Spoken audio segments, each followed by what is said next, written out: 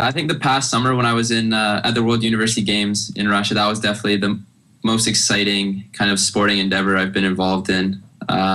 In the final, just walking out with the other 12 or 15 athletes into a stadium filled with 50,000 people there to watch you run it was very powerful. It was very exciting. I mean, your heart kind of skips a beat.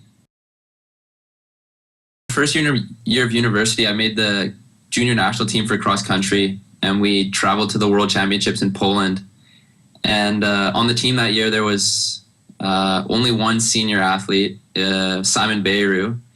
And so, I mean, the junior men team ran, the junior women ran, and then, we got to watch Simon run. And, Simon's Canadian, and cross countries and distance running is a fairly African-dominated sport. Typically in the cross country championships, the top 20 will be filled with, a bunch of Eastern Africans. But we watched Simon run, and he finished 13th at World, which was the highest place, I think, for a Canadian athlete ever.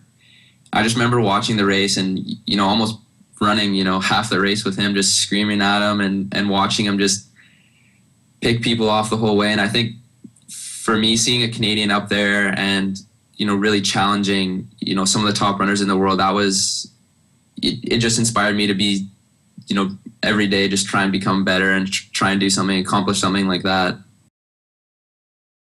I think the big one for me would have been last year at the Canadian Cross Country Championships. I finished 5th, and I came off an injury in the summer, and had kind of changed up a little bit with coaching, a little bit with training philosophy, and I never really had a goal for cross country. It was just to put in some good mileage, get nice and fit. And the Canadian Championships were at Jericho like they were this year. Except it was a much more beautiful day. It was sunny, a little different than this year. But I went out there, and I had lots of friends and family there, and I just like I said, I finished 5th, and I think I surprised everybody, even myself. And I think that was kind of the first time I really proved to myself that I could run with the big boys. I can be one of the best in Canada. And I think that was the kind of really big breakthrough for me. Kind of opened my eyes a bit.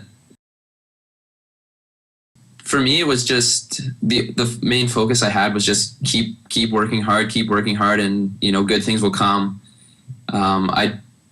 To be honest, with that race, I didn't really focus on it until 2 or 3 weeks leading up to it. And as soon as that, the 2-3 weeks leading up to it, I kind of changed my attitude towards it. I can run with these guys. I can belong with them. I just got to go out there and give everything I have, and, good things will happen. And that's what, it's what happened in the end. I made made my first senior national team, and first big breakthrough, I guess.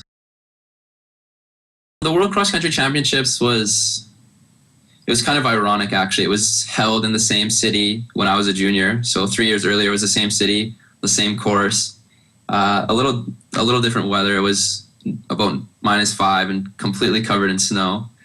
But I think it was just another confidence thing, just sticking it out or running with the big, the senior athletes. I was still, I was the youngest kid on the team.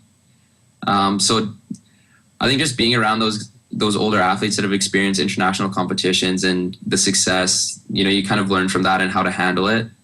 And, when I first went into it, I was like, I kind of doubted myself. Maybe I didn't belong with these guys. Maybe I'm not as good as them, but, they just kind of reinforced that you do belong there. You proved it at the national championships. And then I think when it came around this year at Jericho, I went in with the idea that I was, I guess, one of the better athletes, and you run with that confidence, and you're not afraid to go out and run hard or put a surge in or something like that. And